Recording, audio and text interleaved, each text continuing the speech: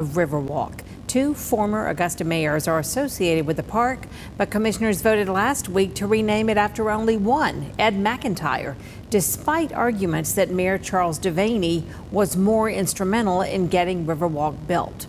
Senior reporter George Escala has the story. Renaming Riverwalk has commissioners saying they're not hearing a lot of demand for it. Most of them didn't want to name either one of them, and a lot of them feel like if you either put both their names on or don't put any at all.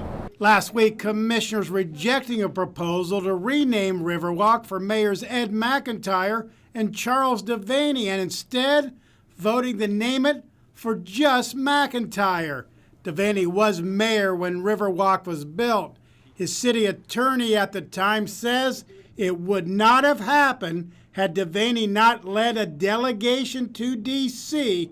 to get an act of Congress to allow construction on the levee. Before that was done, nothing was going to be done with the Riverwalk. You couldn't do anything. You couldn't even cut a tree on it until this act of Congress was passed, and Devaney did that so single-handedly. Devaney's name is on the plaque at Riverwalk. His cousin Rick Toole saying he felt it was the pinnacle of his time as mayor. Charles felt it was his crowning achievement.